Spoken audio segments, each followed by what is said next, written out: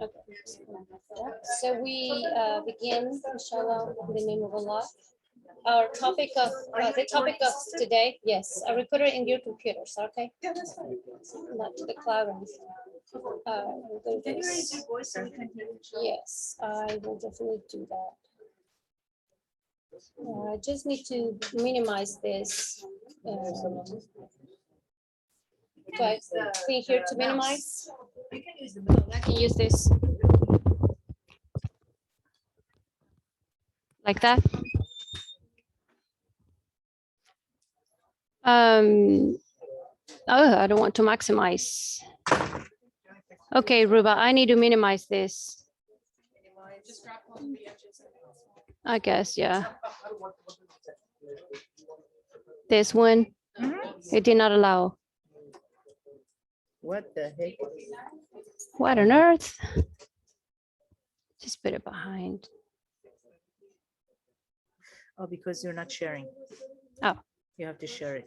Oh, well, that makes sense. That would be the top one, right? You want to share this. Okay. Not the full screen. You want to share the without the. There you go. Okay. And by the way, you can actually do one. Yeah, usually. Okay. Yeah. Okay, wonderful. Jazakallah khair for that. Okay, so I'll be inshallah raising my voice a little bit for this. So inshallah, the topic of today is going to be a part of a topic, and we will continue next time, inshallah, due to time. So we've been talking, alhamdulillah, about emotional intelligence, and today we're going to talk a little bit about fear and how to identify two types of fear. There's many types of fear, but there are two more prominent, and today, inshallah, we will be learning about how to identify them, and inshallah, in the next class, we will be learning about how to overcome those fears. And we will bring more Islamic hadith. But today's approach, inshallah, is mainly towards being aware of what fear is and how it presents itself. So, Bismillah. Question, I always start with questions. Last time we talked about this topic a little bit. We mentioned that fear comes usually for uncertainty, from not knowing. Usually we fear things that are not known, and for things that we are unaware or that we don't know. Things we usually fear the unknown, anything that is unknown. So let me open up this. Here's a higher one. I think some of us spoke a little bit about what it was fear. I just have that question again for some of you that might have not attended. In your words, tell me, what is fear to you? What is fear? What is fear to you? What is fear to you?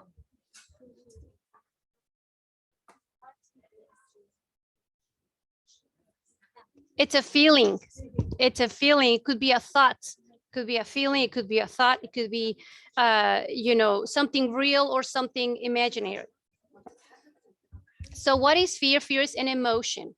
It's an emotion. It's an instant emotion. Last time we spoke about emotions and feelings. Emotions are instant. They happen quickly right there.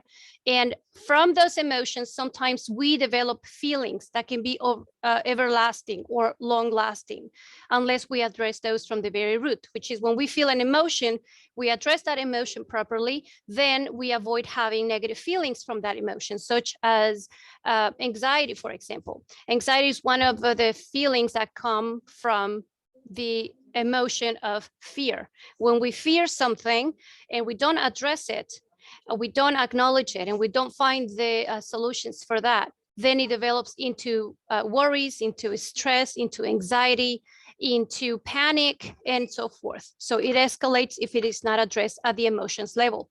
So this is very important to understand, because understanding the emotions that we feel will help us, inshallah, find an immediate response to it that will stop going any farther to any of the other feelings that can be, again, interfering with our life, or that will be long lasting, or that carry and build on each other. So fear is an emotion or a feeling, to put it short. And it's also, it arises when we believe that we are in danger. when we believe something is going to hurt us, either mentally or physically. When there is danger, then we believe that there is danger, whether it exists or not, but if we believe that there is danger, we will automatically feel fear. And so we will be, again, if we don't address it at that level, we will become stressed about it, we will become worried about it, we will become anxious about it, and eventually develop panic and other feelings that are stronger to overcome and to deal with. Some fear is healthy, and it's also good to have because it is a response to what may be dangerous to us. So having some fear is okay. Having rational fear, being afraid of things that deserve to be afraid of. For example, I don't know, stepping on a rattlesnake. You see a rattlesnake or something, then it's reasonable for you to step away from it, to be afraid and run away from it because it will cause you harm for sure. So there is reason for that. It makes sense that you will be afraid of that situation, of that moment right there. So it's more like a survival instinct. So having instinctual fear is acceptable, is healthy, and is logical, and is rational because it keeps us away from danger. It keeps us safe, therefore keeps us comfort. So we attack that emotion of fear right there when we address it by either running away from it or eliminating the problem right there. So there's also irrational fear, which is based in some sort of programming or past traumatic experiences, and also superstitions. When I mean sort of programming, means the way we are raised. A lot of times when we were little, our parents taught us to be afraid of nonsense things, such as in the Latino culture, they teach you to be afraid of the coco or el cucuy, which is similar to the boogeyman.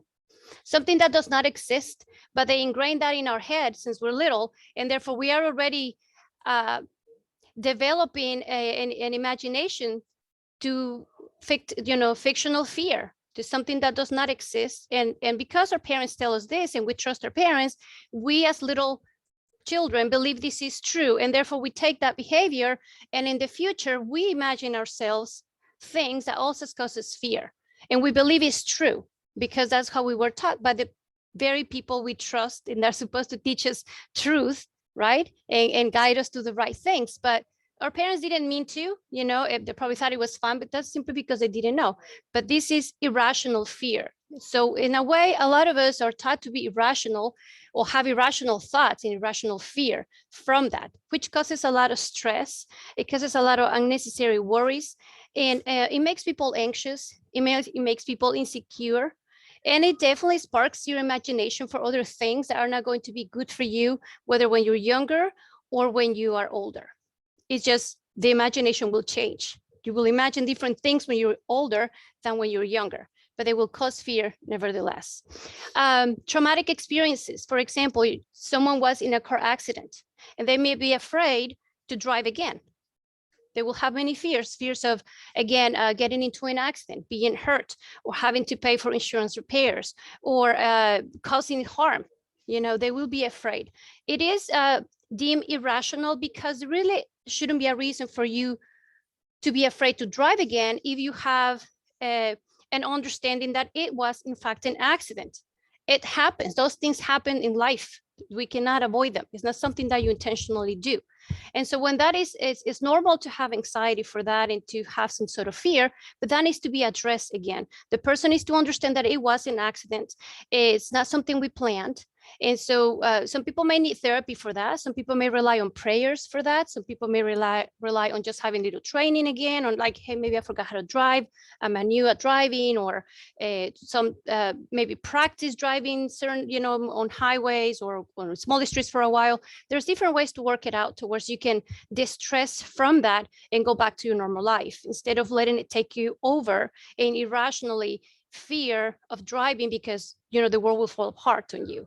And because of that thought, you will be depriving yourself and making yourself even more depressed or anxious or stressed out by maybe not wanting to go to work, not wanting to go visit people, not wanting to socialize, not wanting to go to the store, right? And then you're having to pay Uber services, and then you worry that it may be too expensive. So you will add more stress to that if you don't address it from the very beginning. If it is really major, of course, you will seek medical help. This is not to say that people don't get really traumatized for those things. It's understandable depending on the accident. But for those experiences, there are ways of working it out. And superstitions, I think, is one prominent I guess, way of bringing fear into our lives. And by superstitions, we understand those things that cause you fear because you think they might have some sort of power. It's usually associated with shirk or with, traditions or sayings or little things that have been passed on that are supposed to create some sort of distress in your life. For example, in the Latino culture, sometimes they believe that, passing, I don't know, that seeing a black cat is going to be bad luck for you. So people see a black cat on the street or somewhere, and they automatically fear, oh, something's bad's going to happen to me. But that's very irrational, because what does that have to do? It's just a cat. It's just an animal. You're here. Put yourself together, like in place. And so, but because we are taught these things wrongly, and again, our parents and sometimes, the culture we live in, misunderstanding, misinformation about our true beliefs. And again, this also, Muslims are not immune from this. Even though we are taught to be in pure tawheed at all times, we're not immune from this. And for many of us who are converts, we're definitely not immune to that. We have a lot of those. And we have to work as new Muslims to get rid of those things.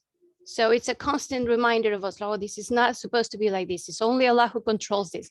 So, being aware of these things is very important, because again, it creates irrational fears, irrational stress.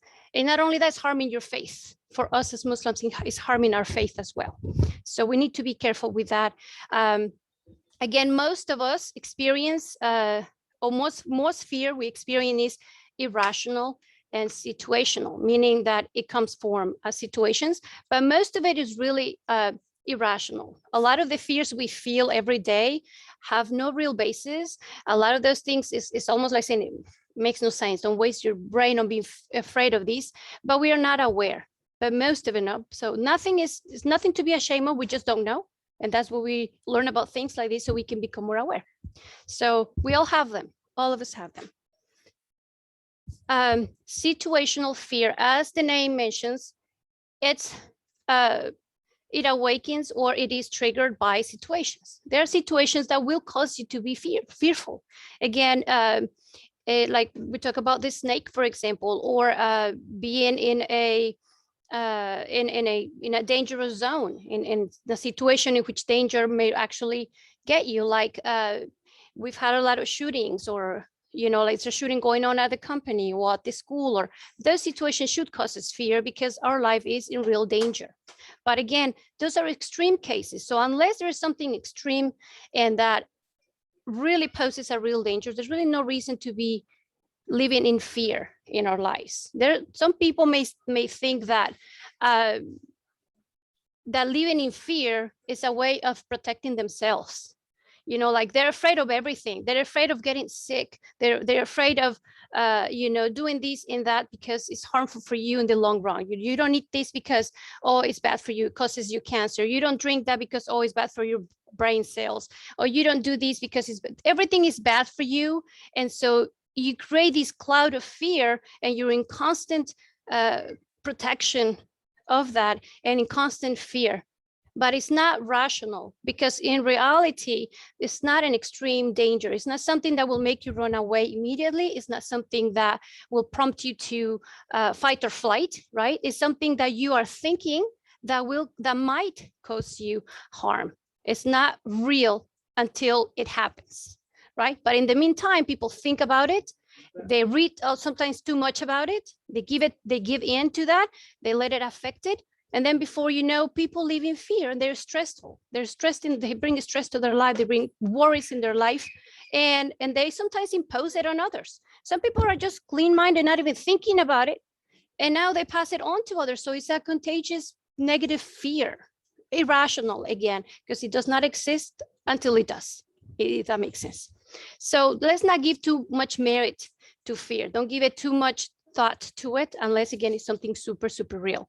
So unless there is immediate threat, fear is unnecessary. And we're talking about the worldly fear. Of course, we're not speaking about spiritual fear right now that relates to Allah subhanahu wa ta'ala, but in a way it's always connected. That should be the real fear, which is a different kind of fear. So no need to fear to avoid danger. We don't need to be afraid or live in fear in order to avoid things that are dangerous. We can be more rational about it and find other avenues that are stressless or that are less worrisome. So we can find different ways to address those imaginary possible causes of danger when they're not there yet.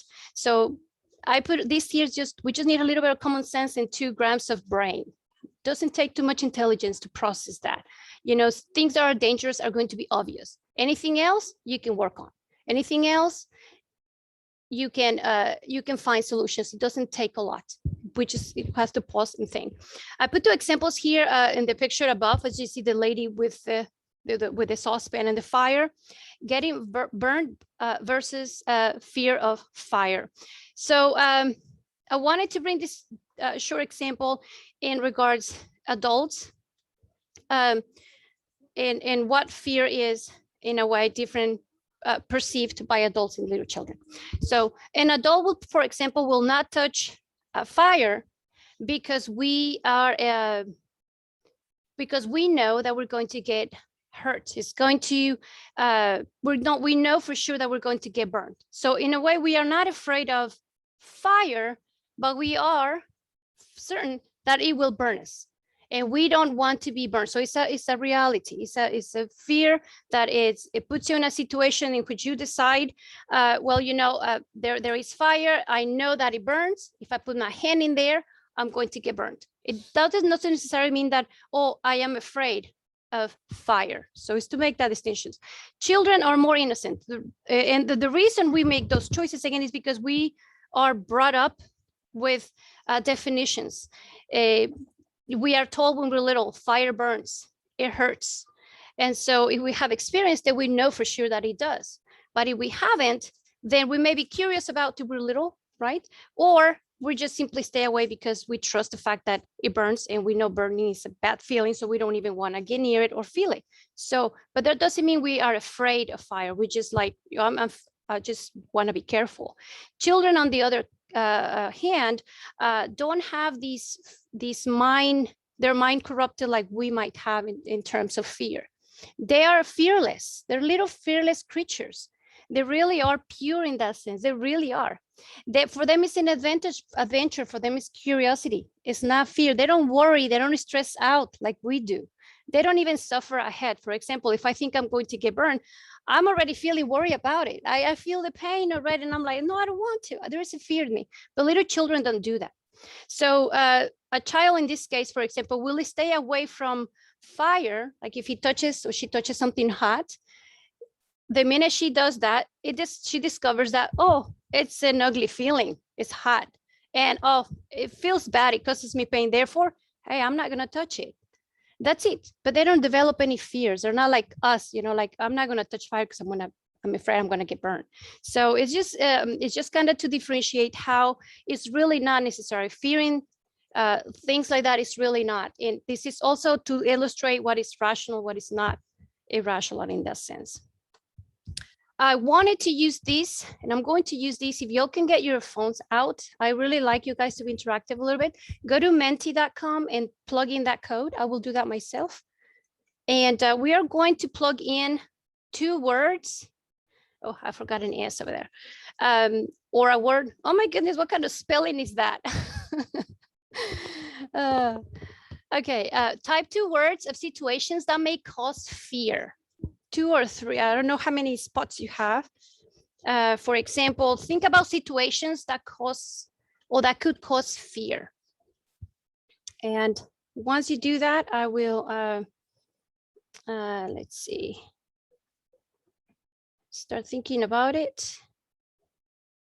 And inshallah, it displays.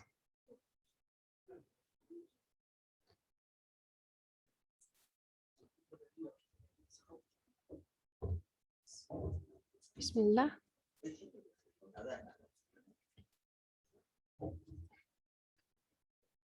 I think, Bismillah.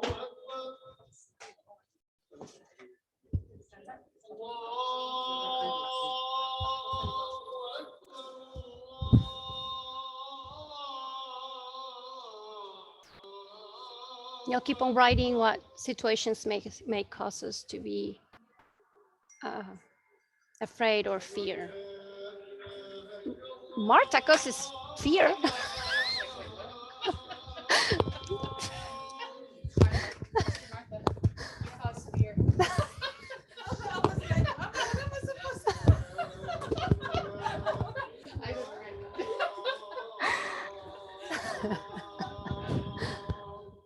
Just go to this website on the top.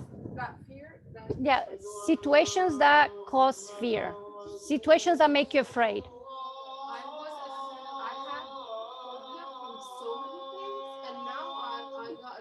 Phobia is psychological. I'm talking situations, real life situations, real life, like driving fast, or you encounter a bear at a cabin, or a scorpion, you know, those kind of, a big tall guy with a gun. I don't know. There's just so many situations. Public speaking, thinking, you're not meeting a deadline, not passing a test, you know, running out of gas, those kind of things, you know. Yes, situations. Something that could happen in life. Yes, yeah, the house getting into fire, for example.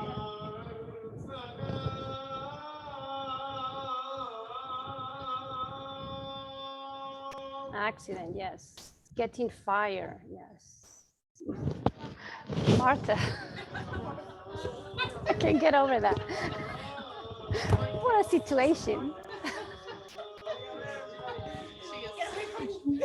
Yes. My kids. Hey, what is it? You have to 7 o'clock. Yes, I know.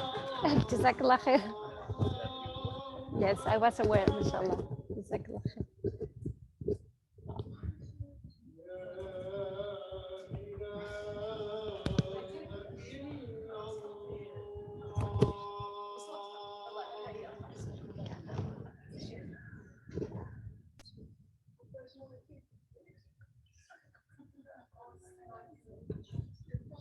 Okay, alhamdulillah. But we do have a few words here. Seems like, I mean, I know you guys are not used to this, but it's always helpful to have people's thoughts, you know, insight. And we get a laugh out of it too, so alhamdulillah. So I see some things here like a car crash. That is a real situation, right? So it could be put into the category of rational fear, because, you know, if you're driving really fast, or your car runs out of brakes, or you see you're driving in crazy roads, different countries, all kinds of stuff. Car crash, okay. Failure, yeah, we are afraid of failure, of not meeting expectations, or you know, being a loser, or, but again, we can address those. How can that be addressed? That's what we will inshallah discover next time. How can we avoid to become a failure? Or failure of what? Someone said, my kids. What are you afraid of the kids? You know, what is it that you're afraid of? Are you afraid your kids will do something in the future? If that is the case, then it's irrational fear, because it hasn't happened yet. If it is in the present, then you need to address what is it that you're afraid of them. Are you afraid that they are going to be anything that is going to be in the immediate future or long future is irrational. There isn't a situation. Unless they're running here and you think they're going to fall down, there's glass around or something. But other than that, if it is futuristic, it does not fall on that. Getting fire, okay? Walking alone at night, that is a good one. Accidents, yes, people are afraid of accidents. Fire, arguments, you're afraid of arguments. People may be afraid of these things. So we need to work on these things, so how to address them from the very beginning, how to avoid arguments then in the first place, or how to cope with them and be smart about it, and use our emotional intelligence to divert any fear that might cause us. Driving fast, someone says me. I guess what would you be afraid of? Drowning. I am afraid of drowning terribly. It's like, I know people go to heaven, but may Allah SWT open other ways for me to enter Jannah, because that's just something I really do psychologically harm myself by thinking about it. Subhanallah. So that and fire.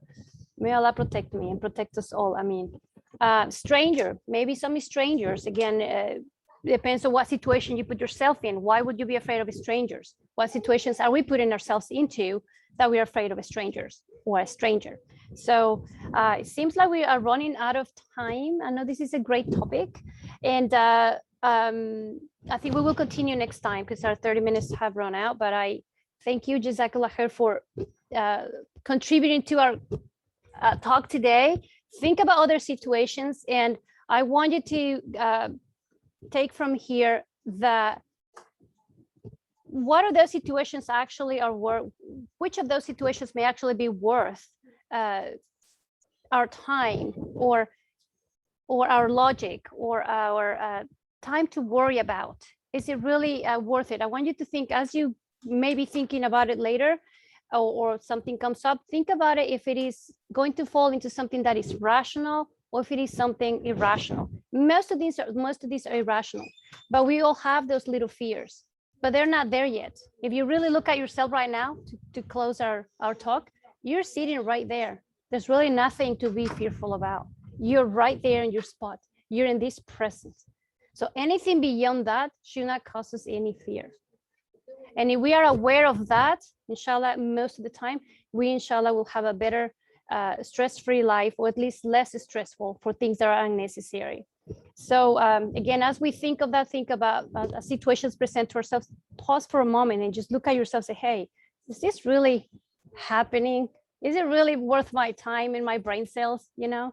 So inshallah, this is the takeaway from tonight, and we will continue next time with psychological fear, and inshallah, how to identify it more at a deeper level and more clearly, and how and what are some of the things that we can do to address it. So inshallah, jazakallah khair for your time, all of you.